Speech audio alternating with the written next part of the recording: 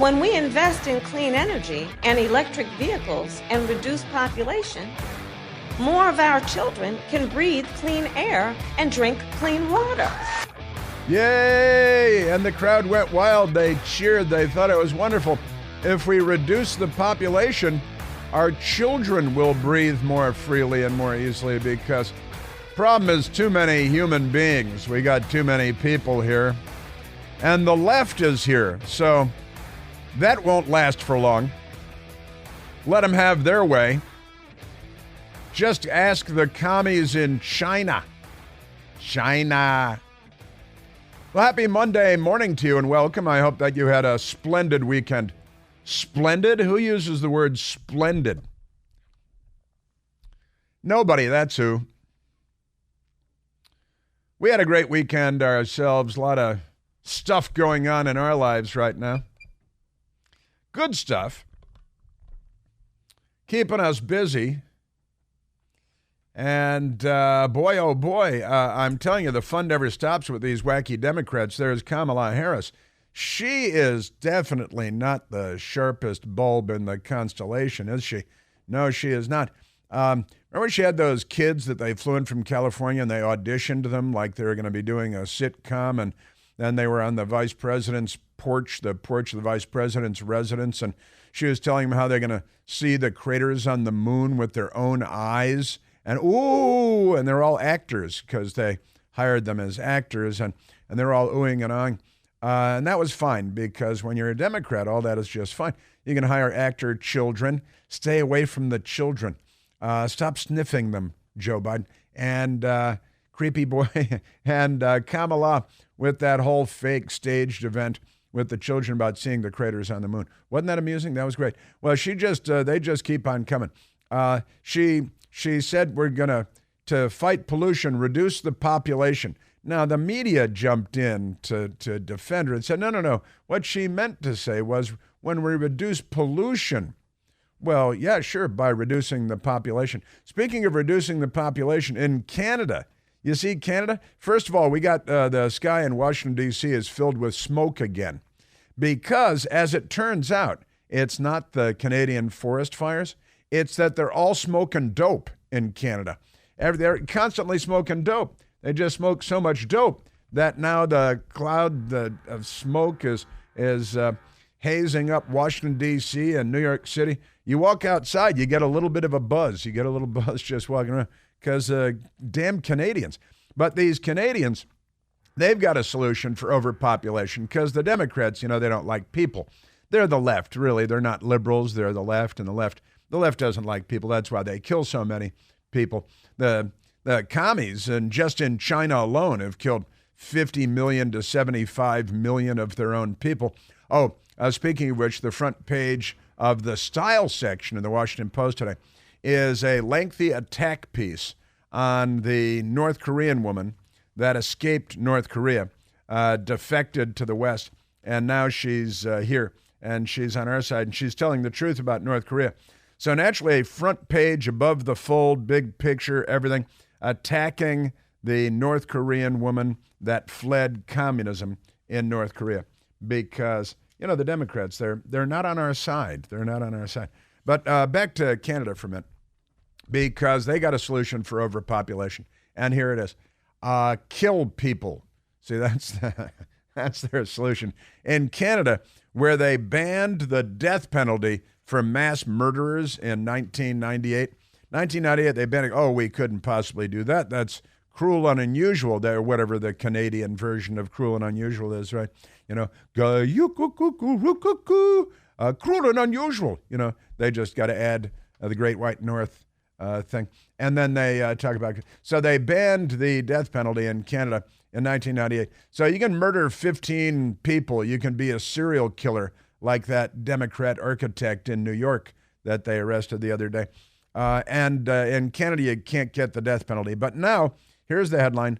A woman suffering from severe anorexia may soon be allowed to die under Canadian law. They're going to put her to sleep like she's a stray cat. Because in Canada now, she's 47, anorexic, and wants help dying, Canada will soon allow it, because in Canada, if you're having a bad hair day, they'll help you commit suicide. It's kind of an amazing thing. Someone stole your bike, they'll help you commit suicide. If you're a veteran and you're suffering from PTSD, post-traumatic stress disorder, they will assist you in committing suicide, because in Canada, they need more parking or something like that. And the left, you see, is so in charge. And this makes sense. You talk about cognitive dissonance. They ban the death penalty, but they'll put you to sleep if you're anorexic. Oh, well, we'll do that. Sure, we'll stick a needle in you and we'll pump stuff into you until you're dead.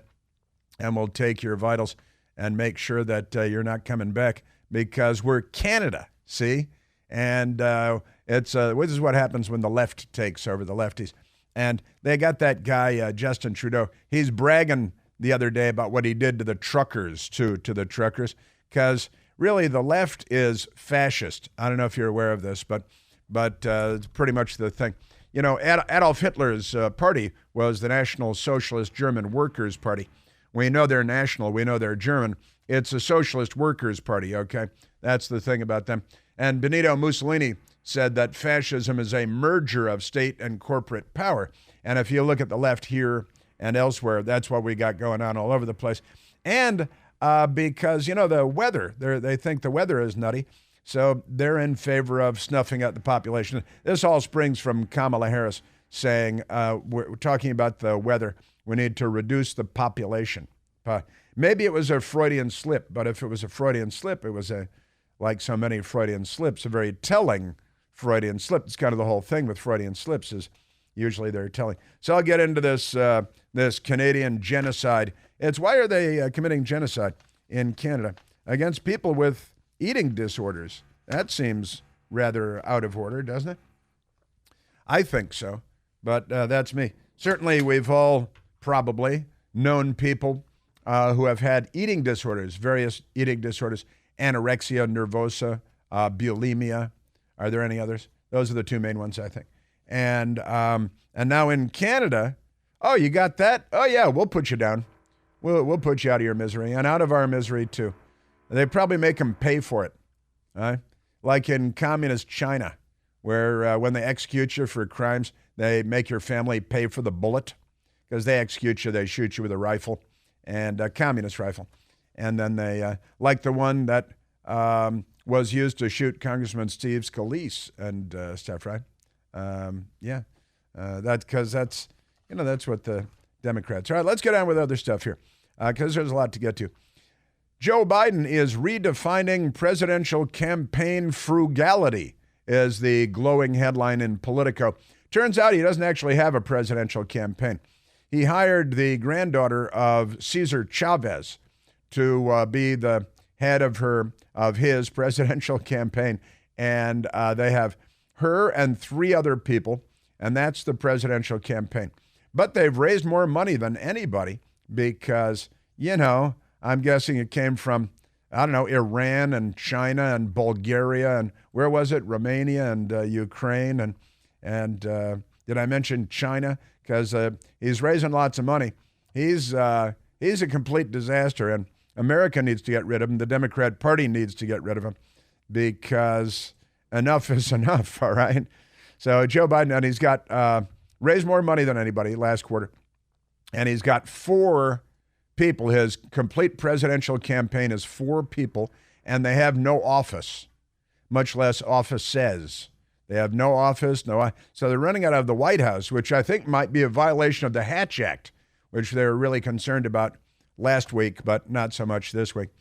U.S. scrambles to increase weapons production after Biden let military info slip on TV.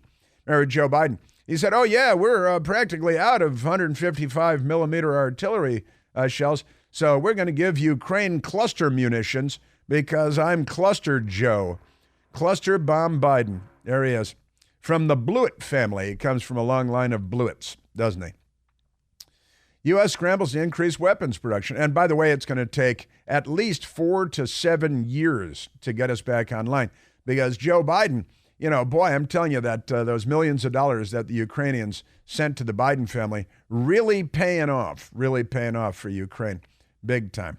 And yet another story, why won't Joe Biden acknowledge his 7th grandchild? Yet another. Now, I got an idea for this. Who was I talking to? I was talking to Vince, to Vinny D in Chicago. And Vince said, President Trump at the Republican convention next year should invite Hunter Biden's baby mama, and the child will then be 5 years old, Navy Joan, right? Roberts, right? And London Roberts, the exotic dancer from the Gentlemen's Club in Washington, D.C. It's an exotic dancer, Gentlemen's Club. It's a polite society terms like that. And then the bastard child. I mean, the beautiful young love child of the crackhead, stripper, knocker-upper, Russian hooker, dater, presidential son, Hunter Biden, with all of his international business dealings for no particular business. Isn't that right? What's the business? It's selling the Biden name. That's what it is, which the New York Times thinks is just fine. But, yeah, talking to Vinny, and we're like, hey, wait a minute. The Republicans, President Trump, should invite London Roberts and her daughter, Navy Joan Roberts, to the Republican convention and seat them prominently so you can watch the news media ignore them or slander them and smear them, which is what they'll do. Also, boy, we got a lot of Democrat stuff today, don't we? Treasury Secretary Janet Yellen, she was in China recently, bowing and scraping, kowtowing to the Chinese. And turns out she dined on psychedelic mushrooms while in China. She went to a very special restaurant where they put tripendicular mushrooms in your soup, and she had the trippy mushrooms. And now the place she went is more popular than ever because it became public that she had done this. And also, the transgender, where was always the Department of Energy nuclear waste guy, the luggage thief. Turns out that when he was stealing the cross-dressing, gender non-binary Biden administration official who stole luggage from at least 3 different women in at least 3 different airports and then dressed up in their ladies' clothing and photographed it and put it on the internet because every day is an IQ test.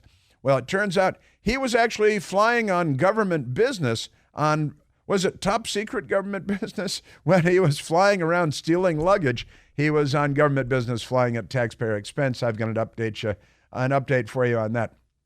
And and CNN did an interview where they talked about Hunter Biden and the laptop and stuff. And when they were teasing and talking about the interview, they on another CNN show, that section about Hunter and the laptop was only to be found on the cutting room floor, as they say. So, and an update on the Secret Service. Secret Service fingerprints on the bag of cocaine or not. That question still hangs. I can tell you that much. Let me tell you this. And the Republican race. We got the Republican race. President Trump did an interview yesterday with Maria Bartiromo, or aired yesterday anyway. And a lot of good stuff from that. Joe Manchin from West Virginia, the Democrat senator who has an independent streak, is now going to a no labels event. And now people are talking, hey, is Joe Manchin going to run as an independent and be a spoiler next year? Very interesting stuff. We'll get into that a bit. And again, those damn Canadians smoking all their dope. Air quality alerts issued for Midwest area due to Canadian wildfire smoke. Sure, that's their cover story. That's what they're telling us. But, if you raise any questions about it, they'll offer to put you to sleep. They'll offer you assisted suicide. Yeah, and so I've got that for you. But Kamala, with a bunch of winners since last we met on Friday. And millennials believe that if you misgender someone, that is, if you call Dylan Mulvaney a man, that it should be a crime, punishable by the judicial system, because we're raising fascists. Well, the Democrats are raising fascists in schools. and on college campuses. But more millennials say that it should be a crime to misgender someone than there are millennials who say that it should not be a crime to misgender someone. Amazing stuff. And politics. War, anarchy. The Democrats and the left, they are here. We are at 888-630-9625.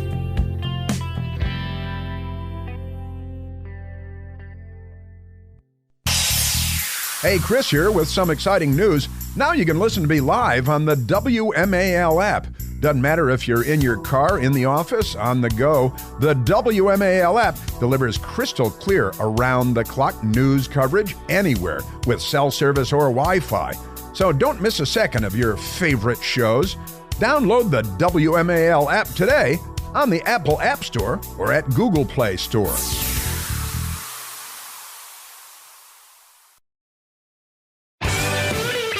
Also, President Trump in his interview with Maria Bartiromo, great moment. President Trump talking about his old and late pal, Senator Ted Kennedy of Mary Jo Kopechne and Chappaquiddick famed. And he talked to Ted Kennedy, President Trump said, about who was the smartest and the dumbest person in the Senate. Ted Kennedy in the Senate forever and ever, of course. And the answers that President Trump got from Senator Ted Kennedy, pretty good stuff. All right, let's go to the telephones, Michael. We're at 888-630-9625. Absolutely toll-free to you, our valued listeners. And let's go to Greg calling from Topeka, Kansas. Greg, you're on the Chris Plant Show. Hello, Mr. Plant. How are you? Very well, Greg. What do you say? Michael Savage used to talk about this several years ago, and now that I hear that they have evidence that the SEAL Team 6 that was shot down over Afghanistan, now they have video and other evidence, audio evidence that Obama, Biden, and Clinton, a lot of people knew that it was true that they had it shot down. They were in a hostile area, and they flew around for several hours in circles and this and that, and then finally the Taliban had the equipment to shoot them out of the sky, and that came out yesterday. You know anything about that? What is this? That Obama and Biden and Clinton staged it or arranged it or allowed it to happen or something? Yes. And why would they have done that? And retribution for previously, getting bin Laden, I guess. That sounds like a pretty far-fetched story to me, Greg, I've got to say. Now, I've had a lot to say about that, and that shoot-down was horrendous and tragic, and it did have to do with Obama administration policies and so on. And also, they kind of slipped the bin Laden raid in on Barack Obama while he was out golfing, too. I've talked about that before.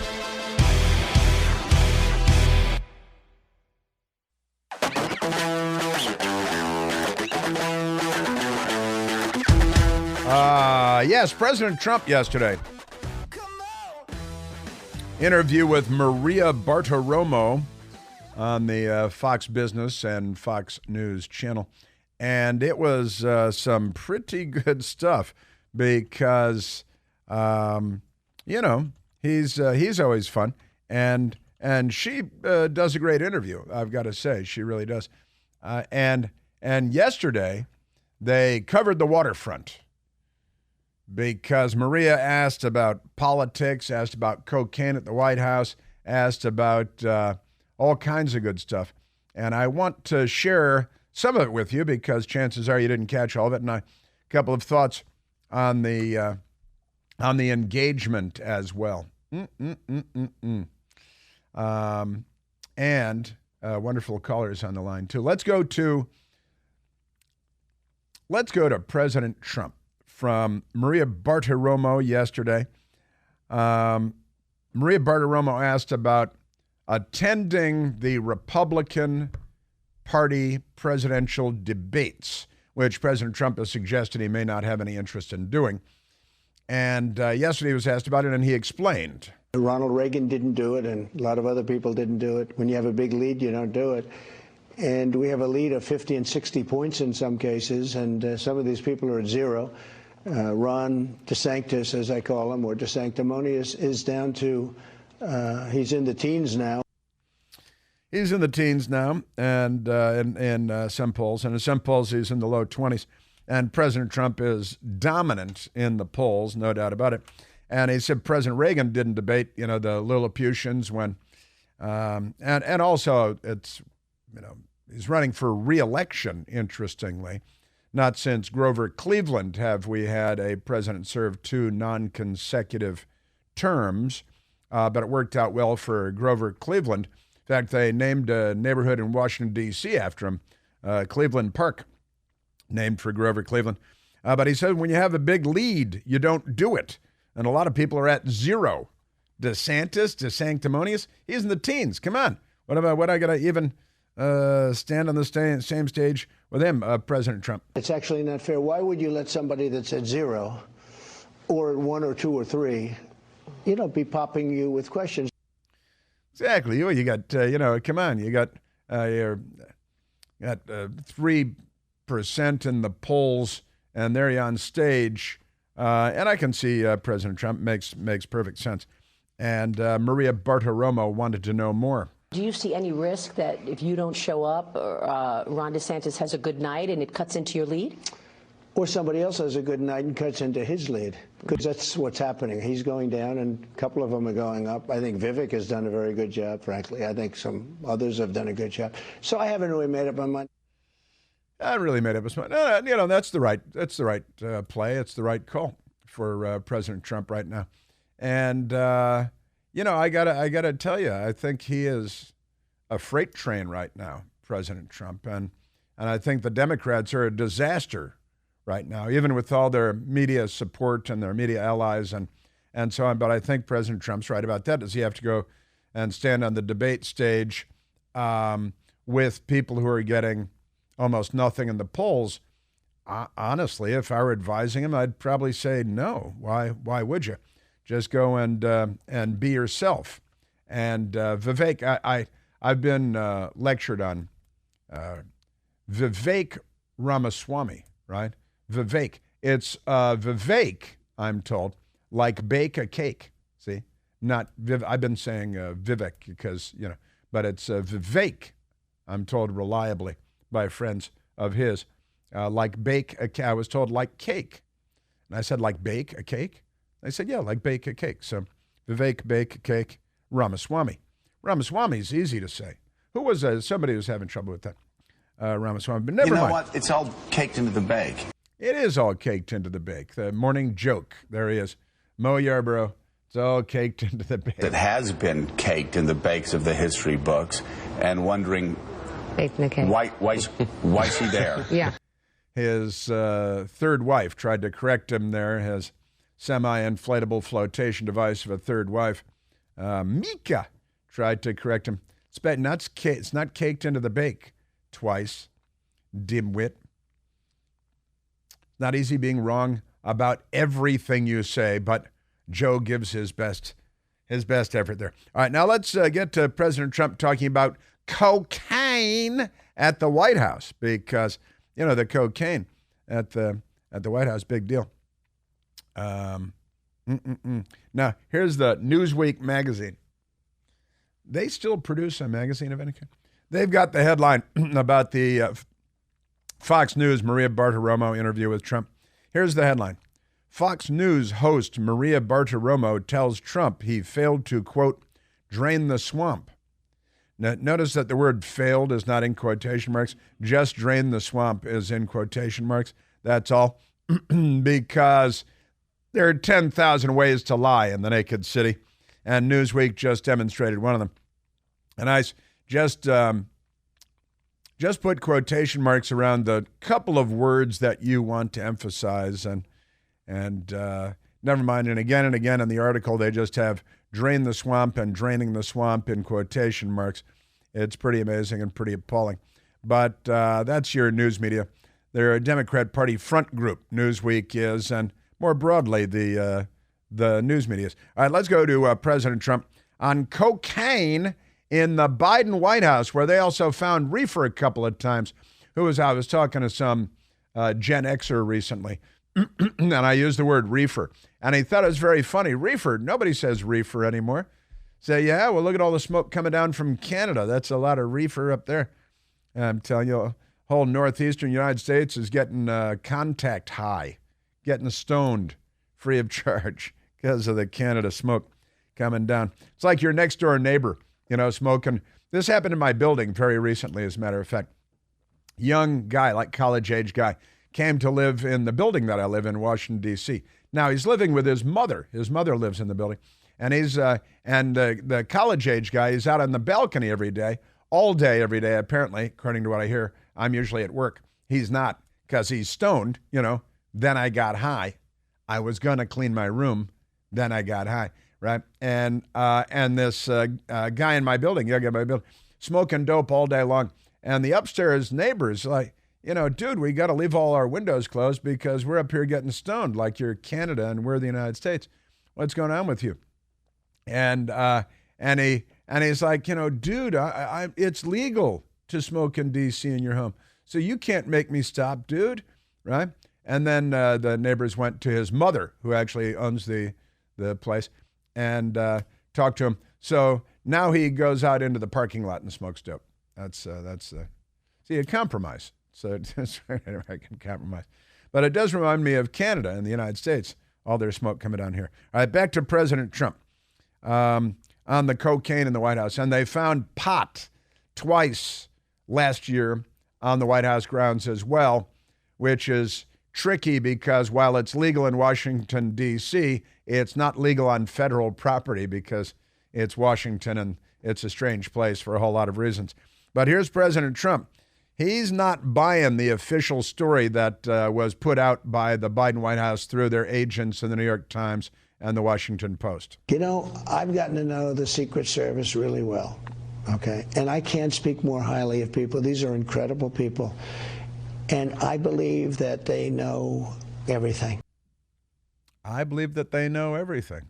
I believe that they know everything. There's also a story. Where did the story come from? I think it's in our stories list today as well. And our stories list will be posted.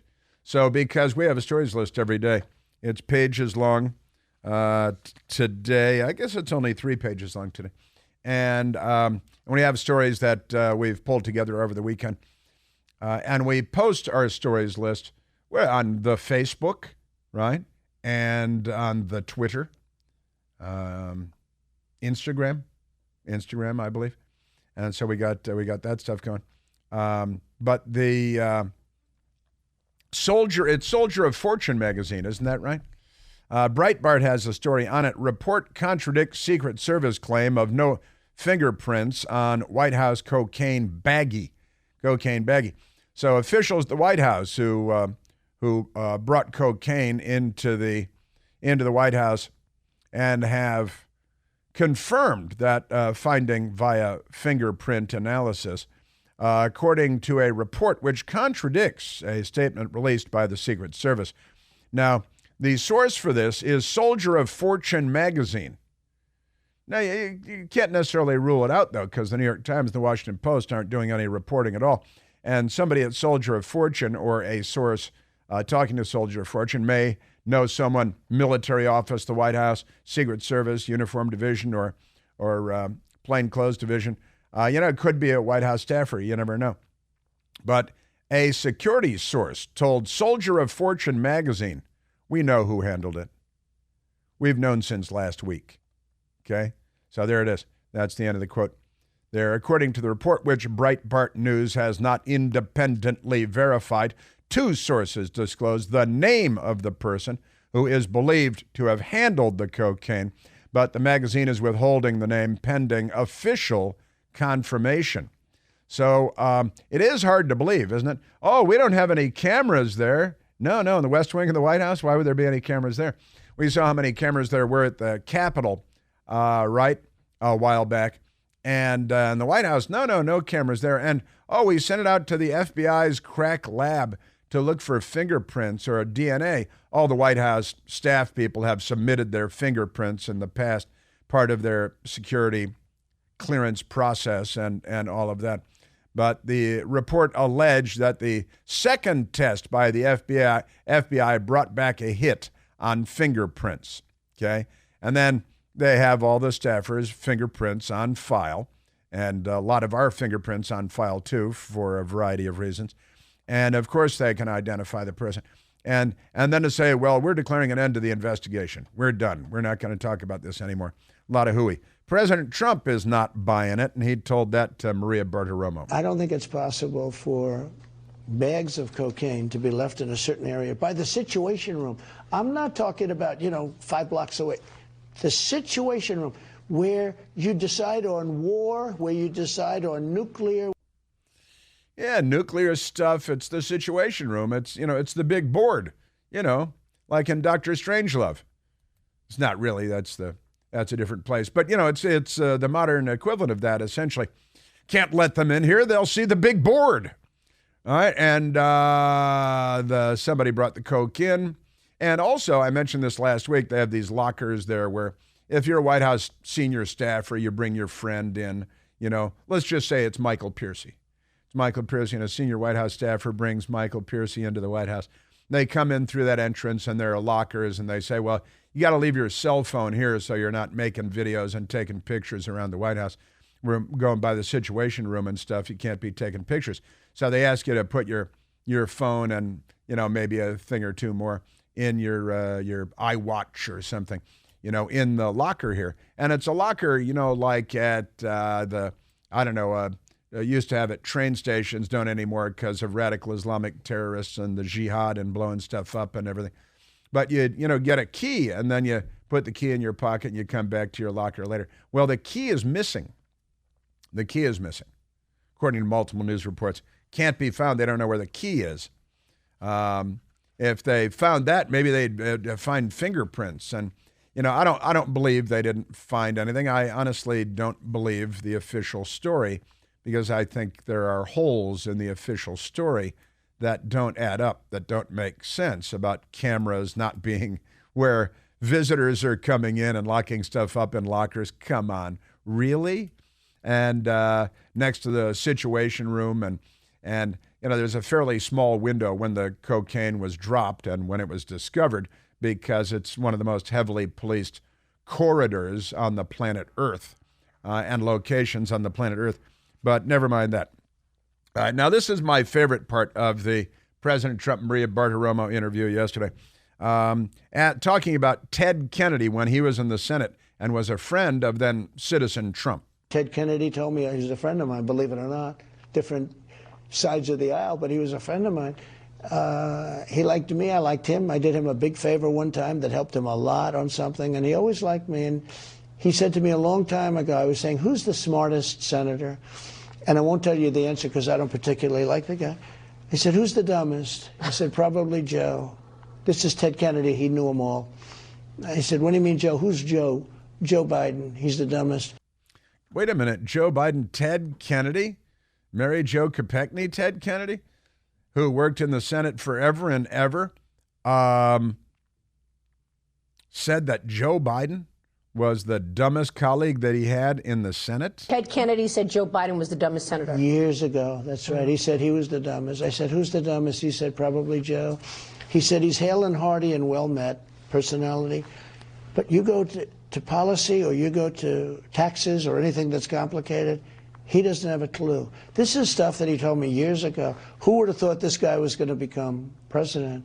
But in prime time, he wasn't very good.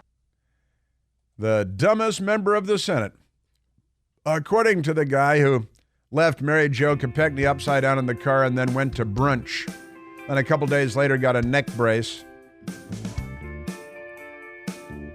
It's a funny town, this Washington, D.C. I don't mean funny like Richard Pryor funny. I mean funny like something smells bad in your teenager's closet funny. That kind of funny. Joe Biden, dumbest guy in the Senate. By the way, sometimes the press is always fair with me. But every once in a while, I make a mistake. Not like once a speech, but anyway.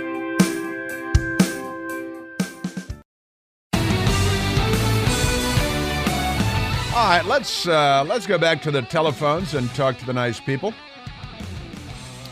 Let us go to Helen, calling from Charleston, South Carolina, listening on WTMA. Helen, you're on the Chris Plant Show. Hey, thank you for taking my call. I have a question, but I decided before I do that, I'm going to do my imitation of Kamala Harris talking about AI. Okay? Okay. So you have computers, and they are machines. And some people are scared of them, but I don't know. She is our backup quarterback too, Helen. She's a heartbeat away from the presidency of the United States, thanks to the Democrats. It's just excruciating to listen to her on any news program at all. But anyway, so that ties into my question. Uh-huh. You know, I remember back in the day, Gerald Ford made it into the White House because Nixon went out, and then something happened with Spiro Agnew. Okay, let's say now that Biden resigned for health issues or whatever, and then Kamala would then become president. Who then becomes vice president, and how would that play out with them? I don't see it to where anything good would come of it for the Democrats. I want to hear what your thoughts are on that. Well, I don't think they have much of a bench when it comes to filling the slot. But you're right. If Joe Biden were to step down because, we learned that he spent the last, 2 years in an iron lung at night, and Kamala ascended to the presidency, then they would select, the party would choose a vice president.